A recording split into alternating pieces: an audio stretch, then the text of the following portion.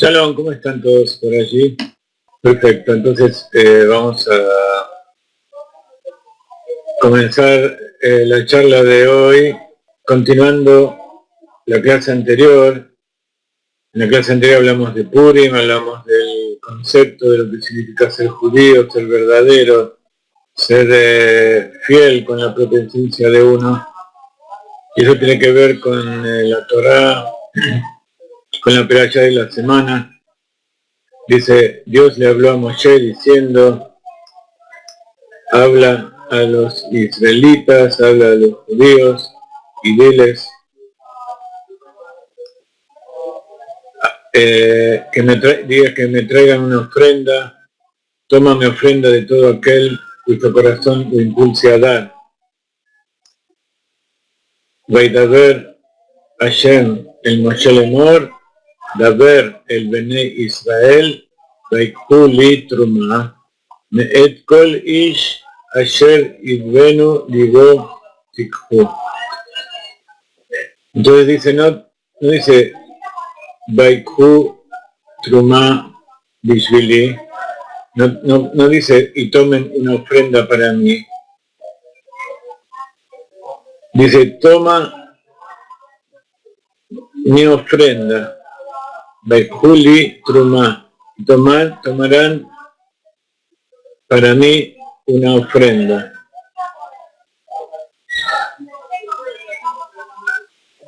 Vaikhu li quiere decir y me tomarán a mí. Quiere decir que aquel que da está dando una parte de Dios.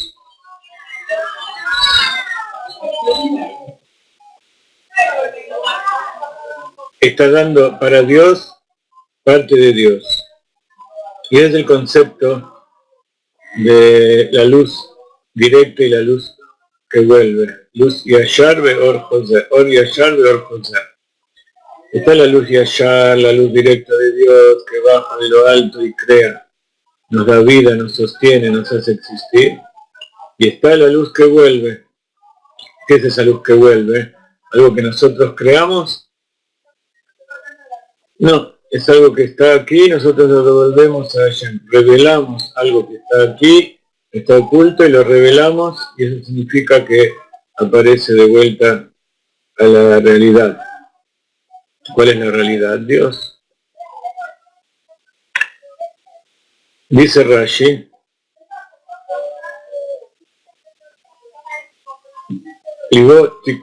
trumati. Van a tomar mi ofrenda. Todo aquel que es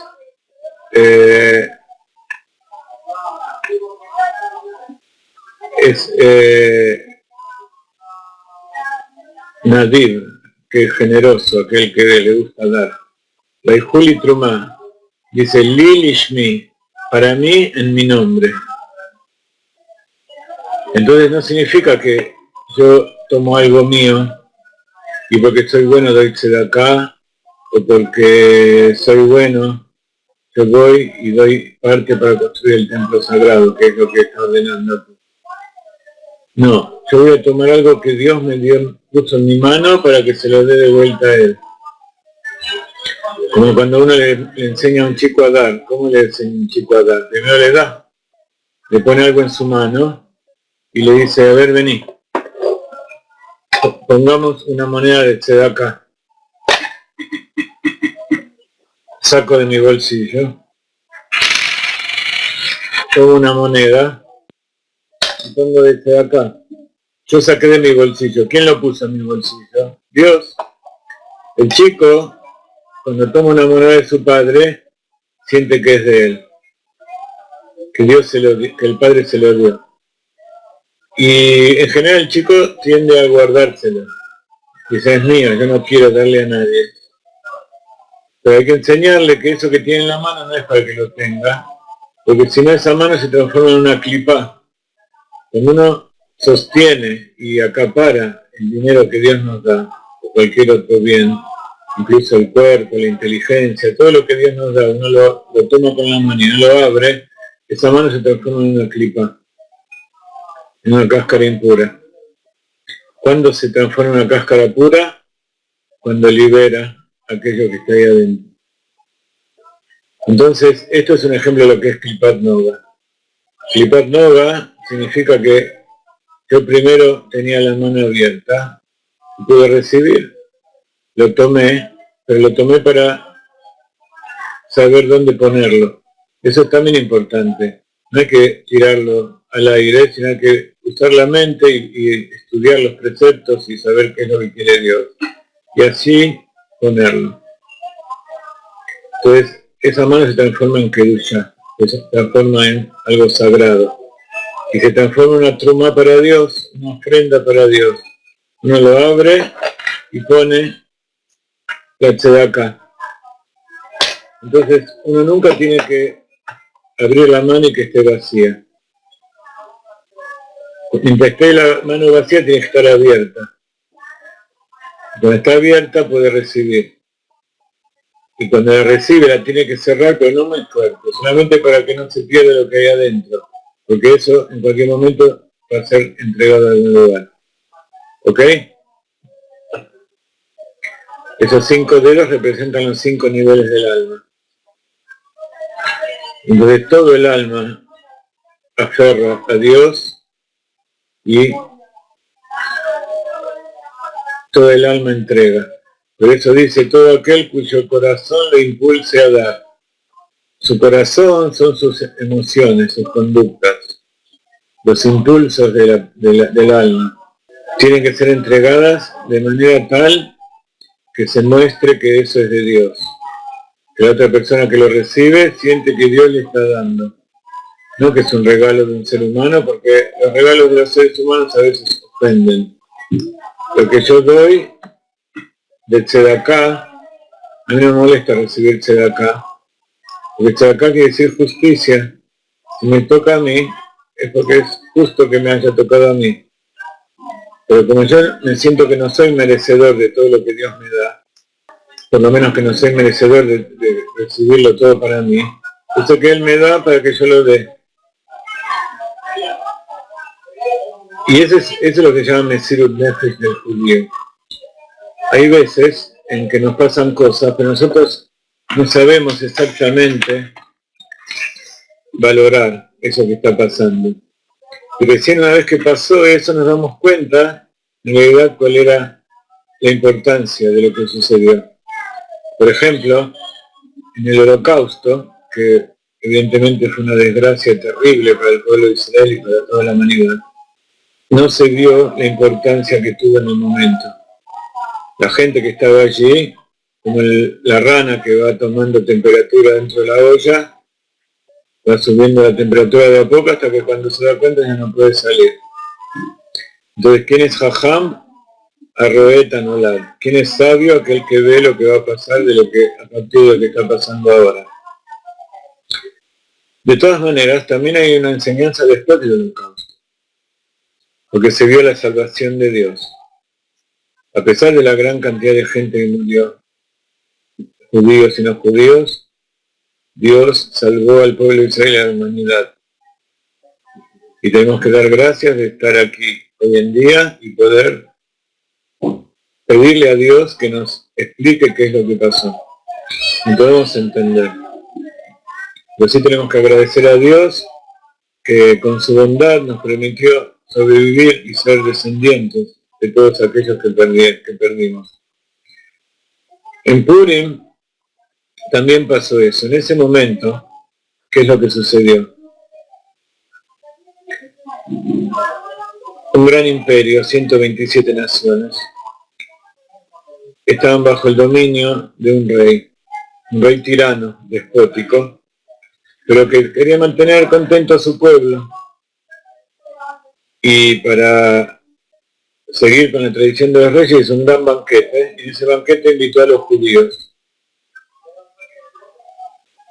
Le dijo, no hay problema, va a ser todo comida kasher. Vengan sin ningún problema. Y cuando fueron, vieron que los utensilios eran los utensilios del templo sagrado, como una demostración de que ellos estaban ahí porque él les sacó lo que él tenía y ellos les pertenecían.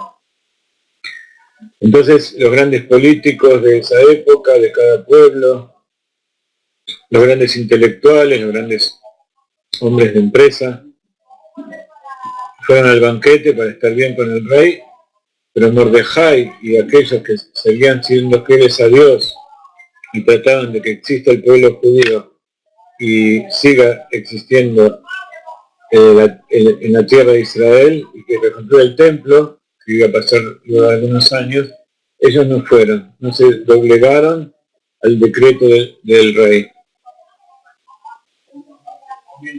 Entonces, hay milagros que suceden por la mano de Dios y porque el pueblo de Israel le pidió. Tuvo la salida de Egipto, eso fue un gran milagro. Salvarnos de Hitler, por supuesto, viendo después de todo lo que pasó, que todo el mundo estaba dispuesto a entregar al pueblo de Israel, incluso muchos judíos, en aras de que Hitler se calme. Cuando ya parecía que estaba todo perdido, Dios trajo la salvación. En Purim también no hubo muertes, pero hubo una gran amenaza. 127 países en contra de los judíos. El holocausto, por supuesto, fue una tragedia. Entonces, ¿por qué Purim es una festividad eterna? ¿Por qué se determinó, después que se terminó de escribir la Torá, los Jajamim agregaron primero Purim, después Hanukkah? ¿Por qué? Porque Dios bajó aquí a la tierra. Dios descendió su ser a través del trabajo de los judíos. ¿Cuál es el trabajo de los judíos? Mesirut Nefesh. Entregar la vida es una forma de Mesirut Nefesh, pero uno no puede estar todo el tiempo pensando que se va a morir. Porque si no, no vive con alegría y no puede cumplir los preceptos. No puede pensar que este es el último día. Está bien, tenés que cumplir y tenés que pensar que tenés que hacer las cosas como si este fuera el último día. Pero vos sabes que no, que Dios, si están todas las cosas sanas, si no pasa nada extremo, sabes que Dios te va a dar ya muchos años de vida adelante. Entonces, ¿cómo se puede vivir entregando la vida a Dios? A través de sentir que cada una de las cosas que uno hace es en aras de Dios. Por eso dice, vas a entregar esta ofrenda lishmi, en aras mía, para mí. Vas a tomar de mí y me vas a dar a mí. Entonces, si yo estoy en una situación extrema, donde me obligan a morir por ser judío, yo estoy dispuesto a morir. Pero ¿qué pasa si me dicen, bueno, no importa, venía a comer, total, no vas a dejar de ser judío por eso?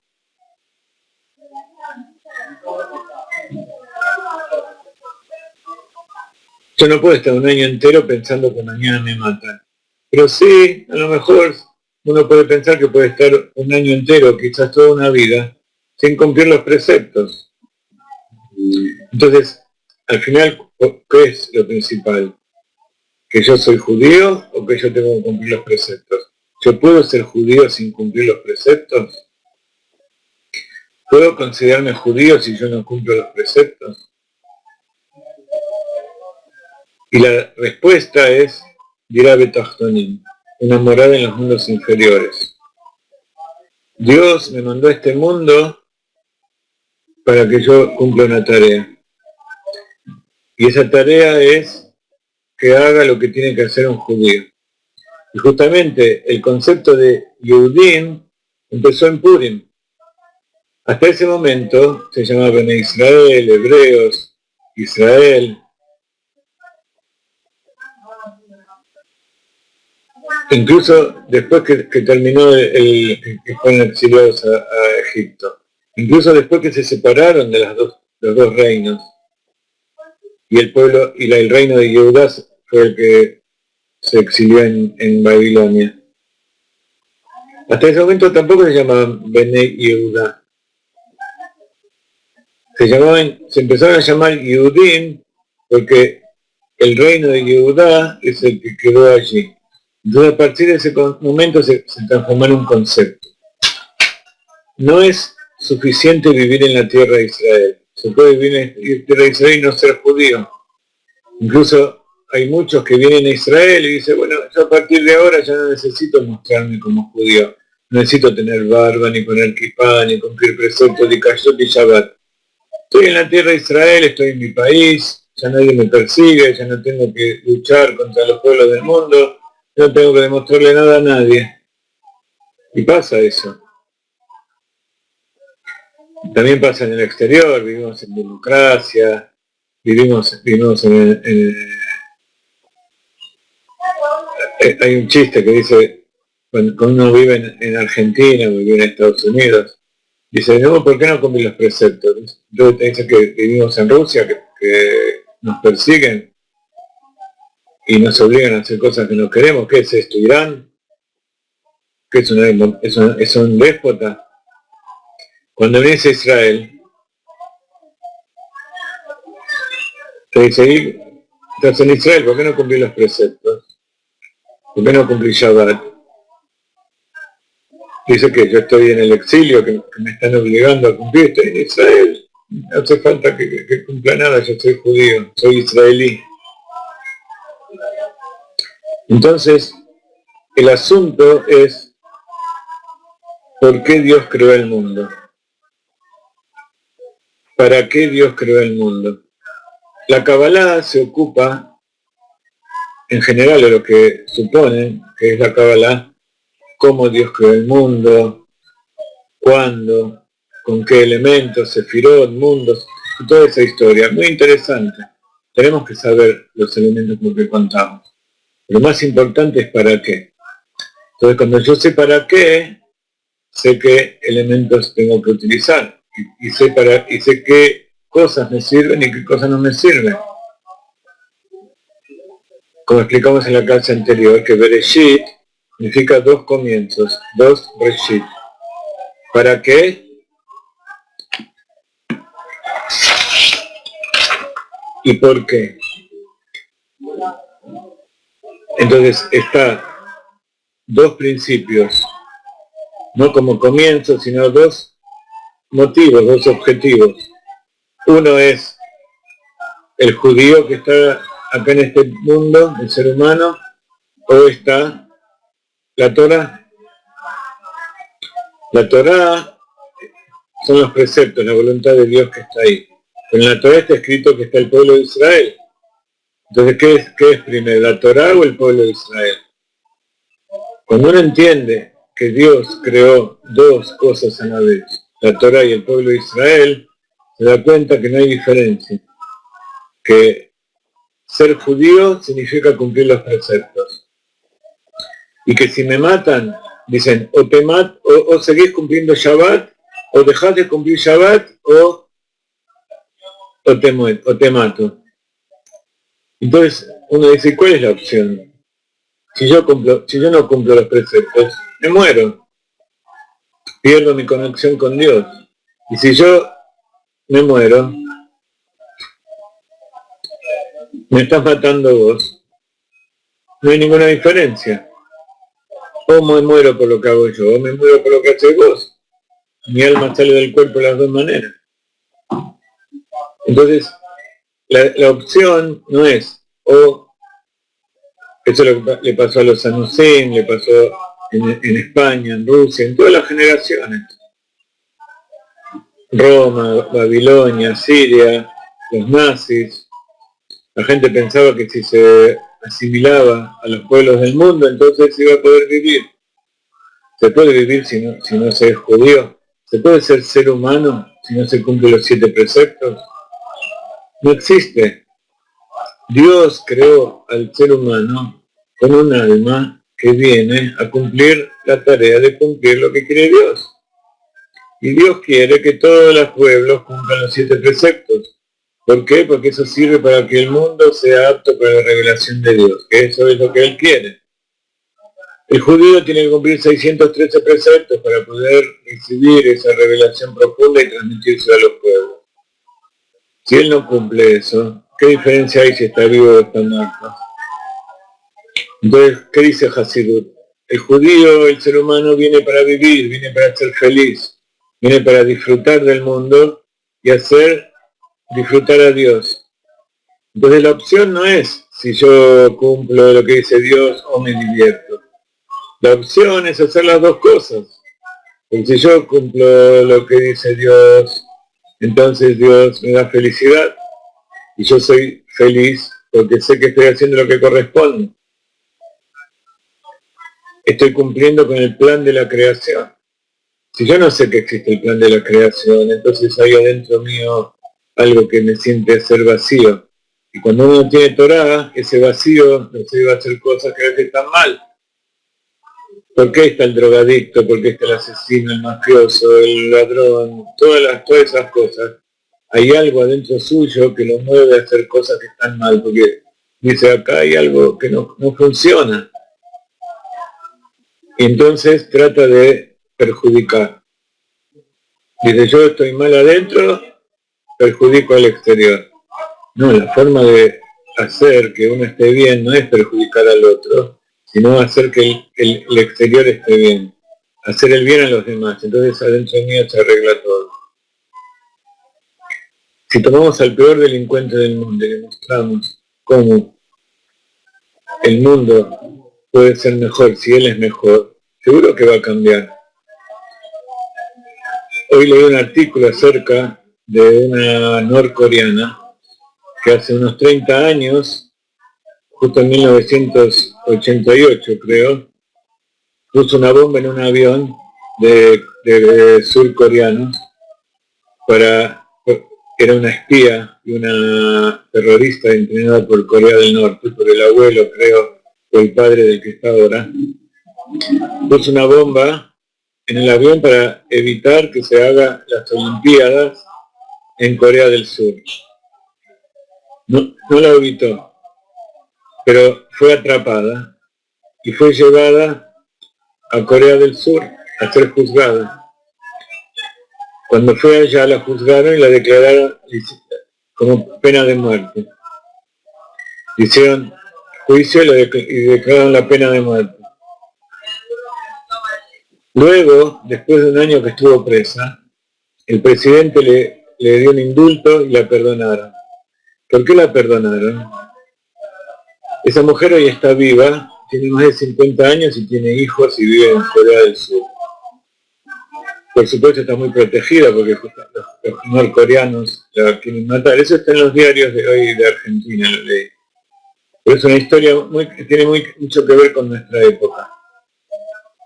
Tomaron a esa mujer y vieron que ella fue entrenada en Corea del Norte, le lavaron el cerebro y le hicieron creer que en Corea del Sur la gente sufría y había oscuridad y torturaban a la gente y la sometían y eran tantas mentiras que para ella era correcto luchar de la manera que estaba haciendo. ¿Qué hicieron? La tomaron, la pusieron en un auto y le hicieron recorrer toda la ciudad y todo Corea del Sur. Y le mostraron, ¿ves? Esa gente que vos servís, te dijeron eso, mira cómo es la realidad. La gente que vos mataste era gente como esta, familias que van por la calle, se ríen, viven, trabajan. Son gente normal. Fíjate cómo vive la gente aquí. Y la mujer se repitió tanto que le creyeron y la liberaron y se casó con uno de los agentes que la apresó. Tuvo hijos con él. Y hoy vive con su remordimiento. Pero ella sintió, al hacer teshuvá, que no era ella la que había hecho eso, sino que era alguien que crearon otras personas.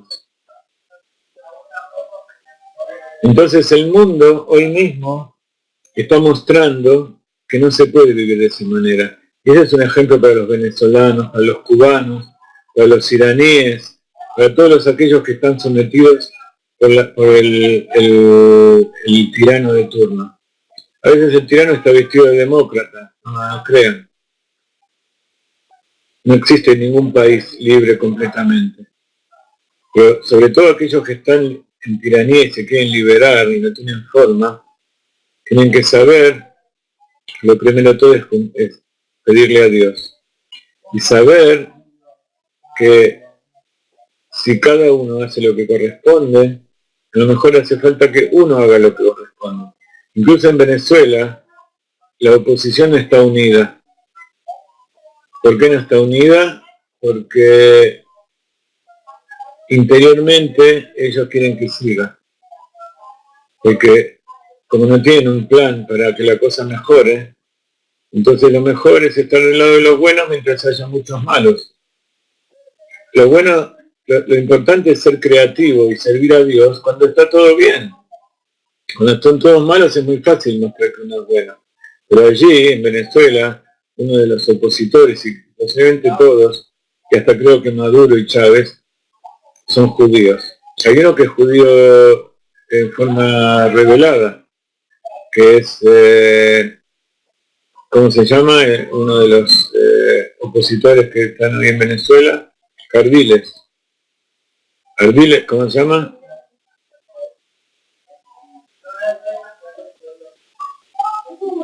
Capriles, ahí está. Él es judío. La abuela se salvó del holocausto, la madre es la hija de esa señora y él es judío.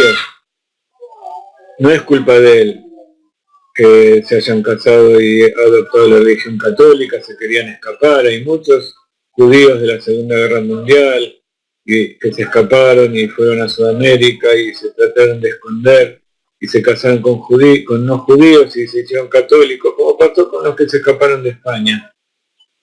Entonces, a pesar de que no fueron obligados, esa gente que se escapó y pensaron que todo el mundo iba a ser nazi y que no iban a poder salvarse en ningún lugar, pensaron que siendo cristianos iban a poder salvarse, y sin embargo no es así. Y espero que Capriles se le haga teshuvá, más que Maduro. Y si Capriles hace teshuvá y se da cuenta que él es judío y que tiene que cumplir los preceptos porque es algo que tiene que ver con la esencia de su alma, no importa quién es su padre y no importa lo que fue hasta ahora, si en este momento él se hace judío y si hay algún valiente que va allá y se lo dice en la cara, Venezuela va a ser liberada.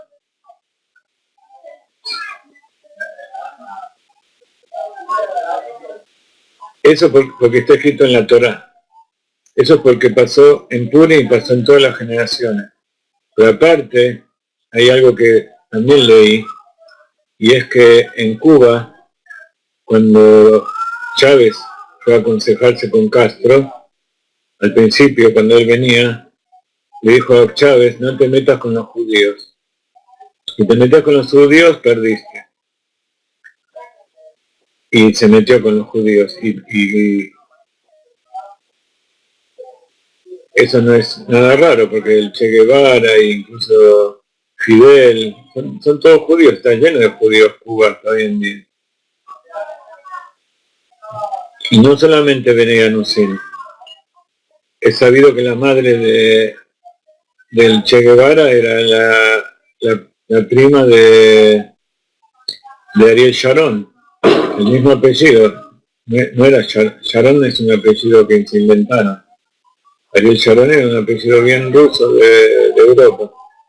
Entonces, empiecen a correr la bolilla, empiecen a decir que cumplan los 7 preceptos, todos, difundan las leyes, en nombre de quien quiera, no hace falta que digan que son hasidí, no hace falta que son rabbins, no hace falta nada.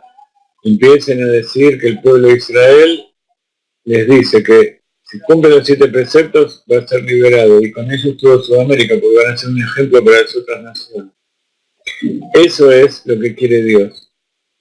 No que el pueblo de Israel cumpla los preceptos solamente, porque eso es algo natural en el judío, cumplir los preceptos. Pero que los demás pueblos del mundo, que los hizo idólatras, que de repente de ellos surja la necesidad de cumplir con la Torá porque ya no pueden más, esa es la verdadera dirá Betachtonim. Eso es el verdadero Yiddishkeit. En hebreo, en Yiddish se dice Yiddishkeit, en hebreo se dice Yahadut, y en castellano judaísmo. Judaísmo no suena tan lindo, pero empiecen a aprender esta palabra en Yiddish y en hebreo. Yiddishkeit. Hay muchos judíos que se asustan de esta palabra y se quieren escapar porque se asustan de los alemanes, pero esta es la clave de todo. Yahadut, judaísmo. No alcanza hoy en día con ser Bené Israel. No alcanza pertenecer por el mérito de los patriarcas. Yahadut, Yiddishkeit, significa que el pueblo mismo, ahí en Purim, en el exilio, en medio de todas las naciones, decidió ser judío. Y gracias a eso todas las naciones, si escuchan la historia de Purim, gracias a que los judíos hicieron Teshuvá, hicieron 3 días de ayuno, y decidieron no doblegarse ante el tirano Amán, que es un descendiente de Amalek.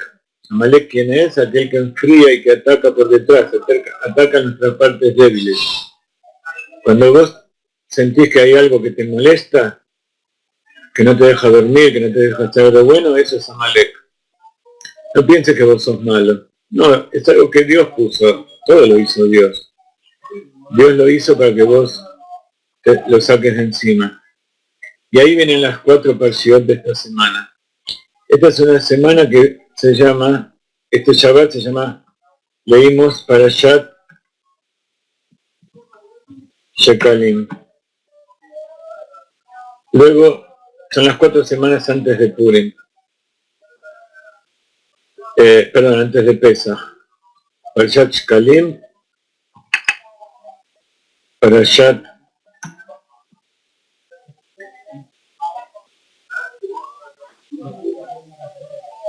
Trumá,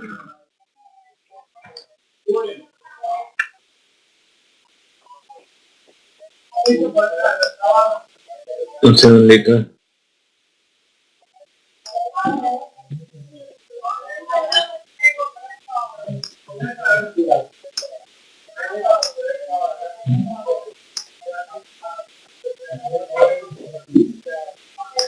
Espera, se me trabó algo.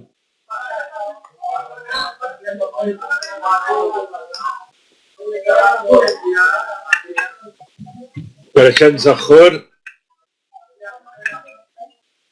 Parashat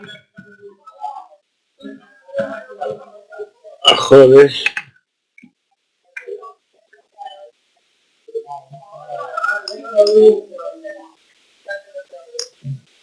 y Parashat Pará.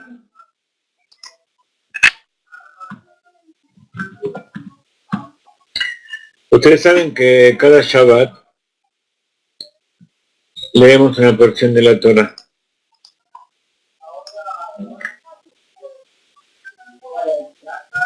El año se divide en semanas y se divide en 53 porciones.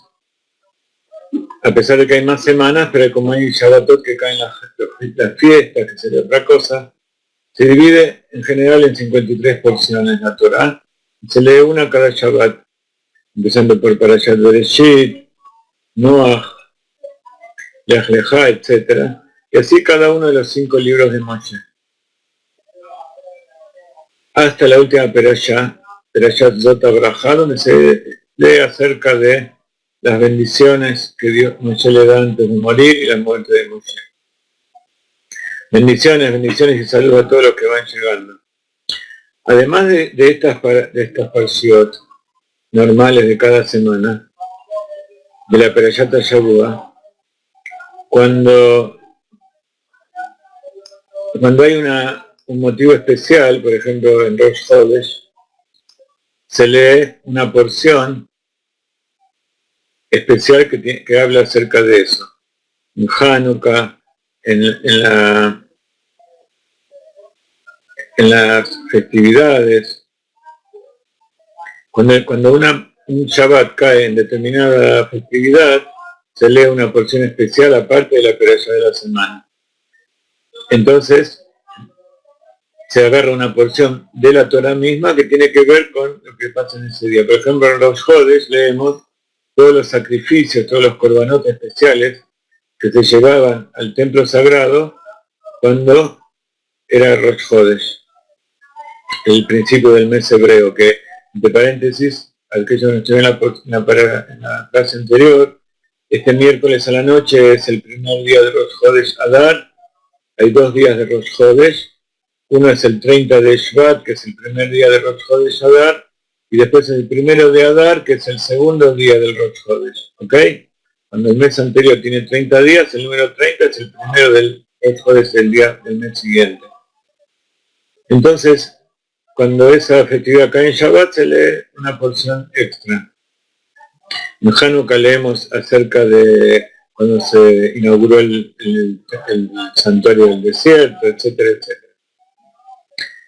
Durante las 4 semanas que están en las inmediaciones del mes de Adar, nosotros agregamos 4 parshiot especiales de la Torah que se llaman Arba Parshiot, 4 porciones. Y estas son las 4 porciones de la perashá que agregamos, que dice aquí.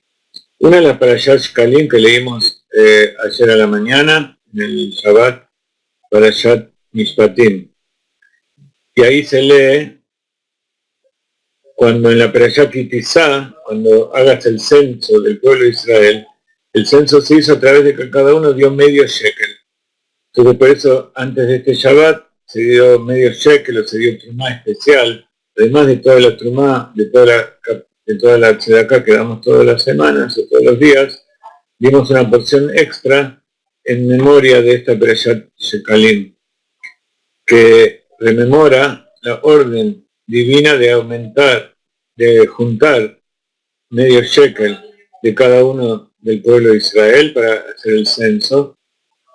Y esos shekalim que se juntaban se utilizaban para todo lo que se necesitaba para mantener el templo sagrado, especialmente para los sacrificios de la comunidad, korbanot tzibur se llaman. Había ofrendas que se daban en nombre de toda la comunidad, se compraban animales, los leños, todo lo que hacía falta para hacer ofrendas comunitarias, korbanot tzibur. Y entonces en el Bet HaMikdash hacían esas ofrendas sobre el Mizbeach, sobre el altar, todos los días. Y también en el Shabbat y en los Hagim. En el Bet HaMikdash se podía prender el fuego y poner la carne de los korbanot, hacer todas las cosas. Los Kohanim podían hacer todo eso porque aparte del servicio a Dios, no era el trabajo de la semana. Entonces, ese era el objetivo de dar el medio shekel, y eso es lo que leemos este Shabbat. Luego, el Shabbat anterior a Purim se lee Parashat Zahor.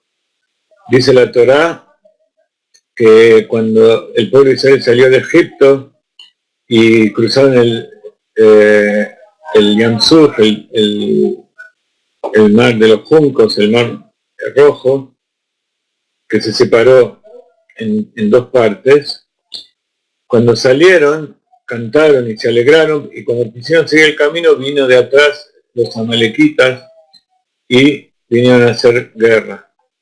Y los agarraron desprevenidos, y entonces atacaron a los más retrasados. Y entonces, por supuesto, esa guerra terminó con la victoria del pueblo de Israel. Entonces por eso Akadosh Baruj Hu nos ordenó a todo el pueblo de Israel recordar lo que nos hizo Amalek. Por eso uno de los 6 recuerdos que leemos todos los días al final de la plagaria, lo pueden ver en el Sidur, es Timchet Zecher Amalek Mitachat Hashemayim Al Tishkach. Borra el recuerdo de Amalek debajo de la tierra, o sea, en este mundo material, no te olvides. Y hay 3 preceptos. Borra el recuerdo de Amalek debajo del cielo, no te olvides, y también está escrito recuerda, borrar el recuerdo de Amalek. Pues uno es recordar, por eso lo decimos todos los días, no olvidarse, tenemos que estar pendientes de no olvidarnos, y borrar, hacer la acción misma de borrar. ¿Qué quiere decir borrar? Significa eliminar todo lo que hay en el mundo que nos enfría y que nos molesta para servir a Dios. Sobre todo dentro de uno. Como decíamos antes, cuando uno trabaja dentro de uno, lo que hay afuera no nos molesta.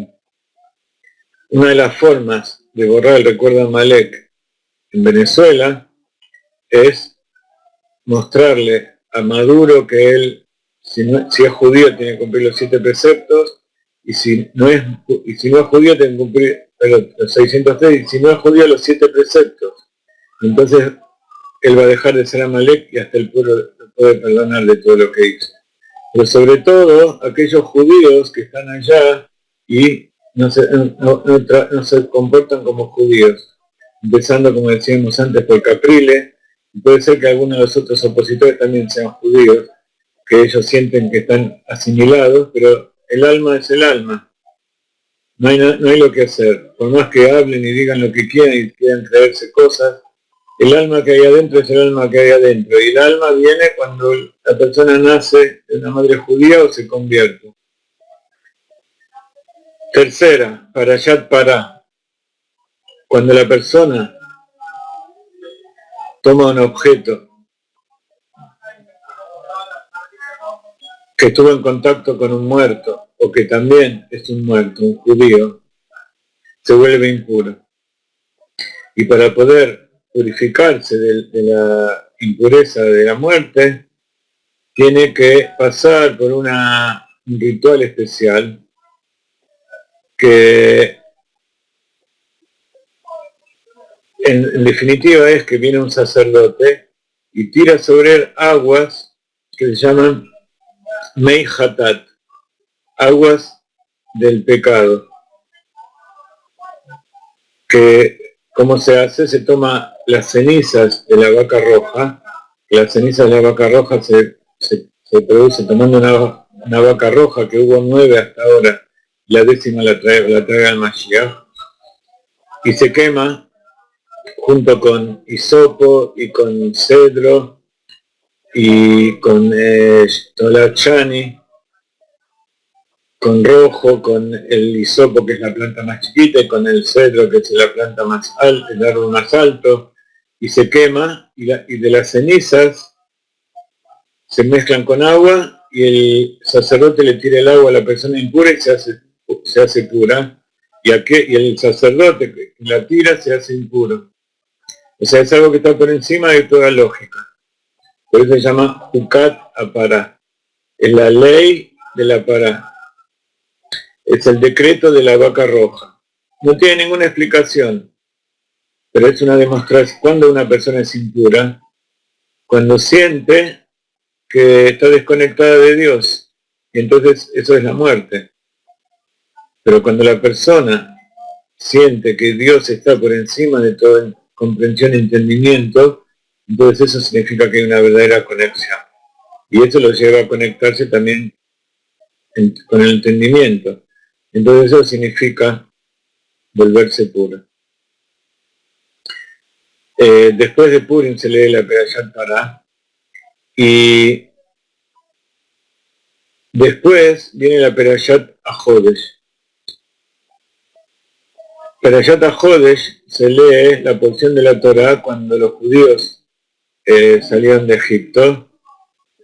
Primero tenían que tener un cordero atado a la cama, y para el 10 del mes y el 14 lo santificaban, tomaban la sangre, lo ponían en las jambas de la puerta, y el 15 lo cocinaban, y el 15 lo comían, y el 15 de la noche salían de Egipto y comían.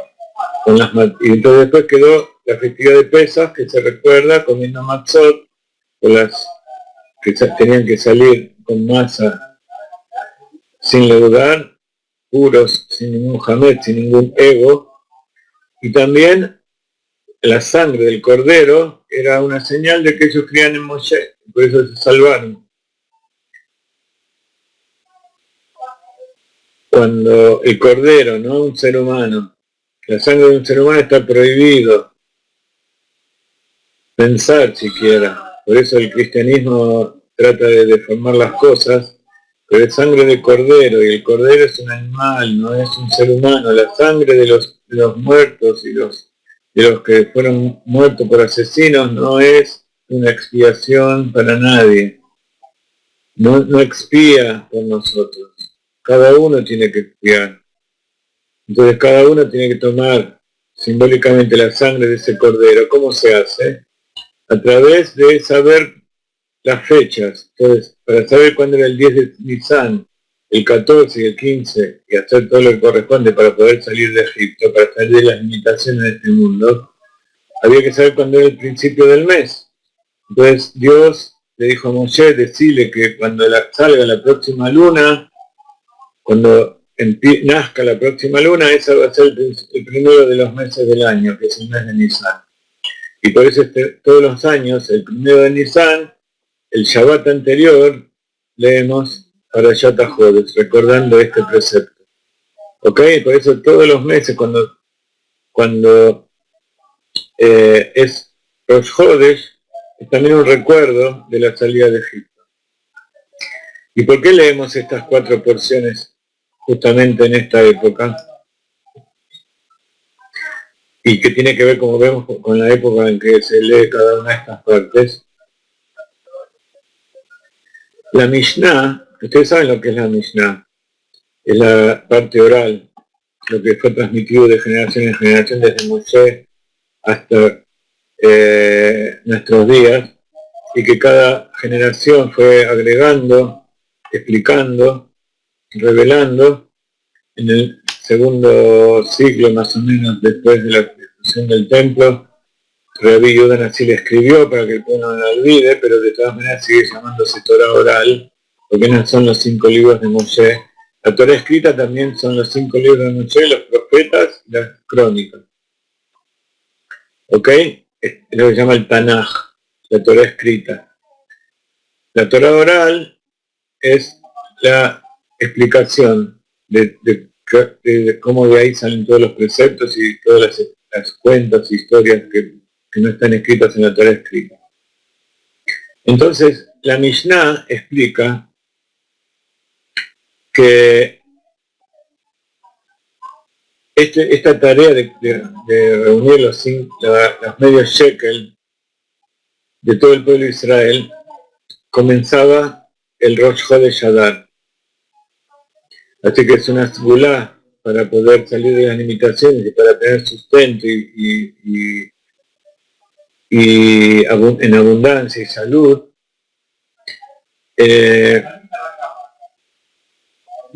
darla justamente ahora en Rosh Chodesh Adar. Por eso la leímos este Shabbat, para que todos sepan que hay que hacer eso. Y desde Rosh Chodesh Adar en adelante. Así que ya se puede empezar a dar esta semana.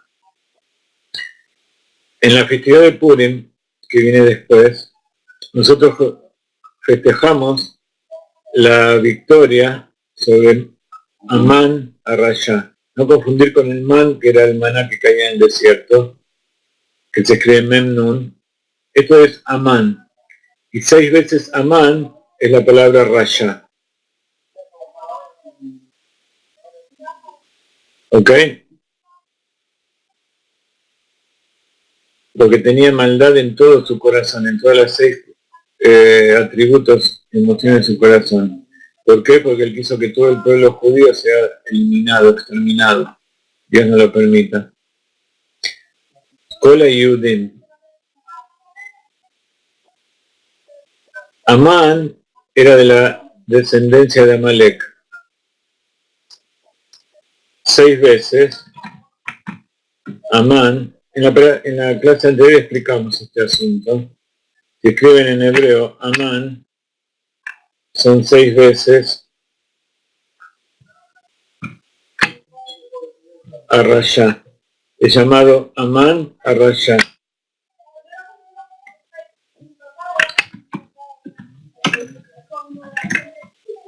Amán,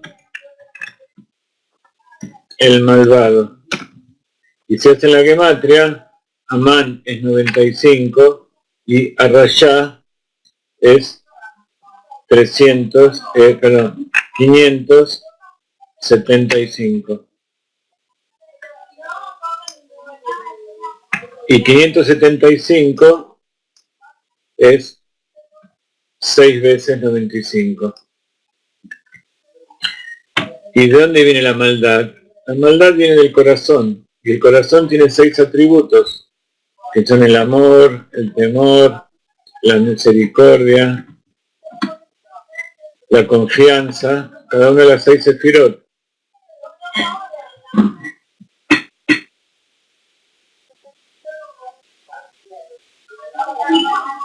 Arrayá, el malvado, significa, tiene la gematria de 6 veces el nombre, Amán, 95.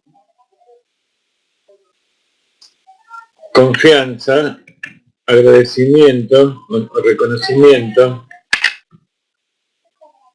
y verdad o fundamento. Esas son las 6 emociones del corazón, que tienen que ver los 6 sefirot. Entonces, era malvado en todas sus cosas. Incluso en la misericordia de él era malvado. ¿Ok? Entonces, por eso leemos la Perashat Amán,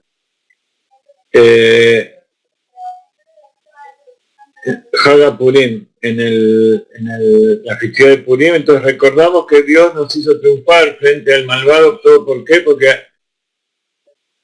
Mordejai fue llamado el primer Yehudí, Mordejai a Yehudí, porque él, y leemos la Megilat Esther, y damos regalos a los pobres, y una comida, también regalos a los amigos, a los queridos, y hacemos un banquete, leemos la Megilat Esther. ¿Por qué se llama la Megilat Esther y la Megilat Purim o la Megilat Mordejai? Porque Esther dijo que hagamos ayuno 3 días, y eran 3 días justamente en Pesaj, y en Pesaj no se puede hacer ayuno. Entonces Mordejai dijo, no se puede hacer ayuno, hay que cumplir los preceptos. Pero Esther, que era la mujer, que era la madre, Esther viene de Aspir Panim, ella quería a los Yehudim. Y entonces dijo, primero están los Yehudim para que cumplan los preceptos. Entonces, para que puedan cumplir los preceptos, vamos a eliminar, esos 3 días de hacer ayuno y no cumplir con comer matzá y todas las cosas de Pesaj. De todas maneras, nosotros cumplimos con eso justamente con la comida en Purim. Hacemos un banquete para agarrar las cosas de este mundo, que de lo más bajo, que es la bebida, la comida, utilizarlo para la santidad. Transformar ese Amán en malvado y no ver la diferencia entre Mordejai, Baruch Mordejai y Arur Amán. Barur Amán. Bendito Mordejai y maldito Amán. Y si ustedes se fijan en hebreo, Baruch Mordejai y Arur Amán tienen la misma gematria. O sea que cuando la maldad se transforma en bondad por sí misma, eso significa ser Dira Betachtonim. Eso significa traer todas las ofrendas que tenemos a Dios y transformar este mundo en un mundo para Dios. Por eso la tarea del pueblo de Israel es unirse con los Benei Noach, para que los Benei Noach mismos revelen a Dios. Dios puso a los Benei Noach en la impureza y en la idolatría para que salgan de eso y demuestren que adentro tienen un alma fiel a Dios, un alma que es parte de Dios en lo alto, igual que los judíos, que no hay ninguna diferencia. Pero para eso cada uno tiene que hacer lo que corresponde. No sirve de nada que Israel haga el trabajo del Cohen o que el Cohen haga el trabajo del Leví. Cada uno tiene que hacer lo que corresponde. Y el Ben Noach tiene que hacer lo que corresponde para poder elevarse. y elevarnos todos juntos al mismo nivel cuando venga el Mashiach. Y ya nos vamos, pongan trumá, ayúdennos porque necesitamos mucha ayuda de ustedes, cada uno un poquito, se junta. Bendiciones en la tierra de Israel, que todos juntos veamos al Mashiach ya, y que Dios se revele en este mundo de abajo, dirá Betahtanim, una morada para Dios.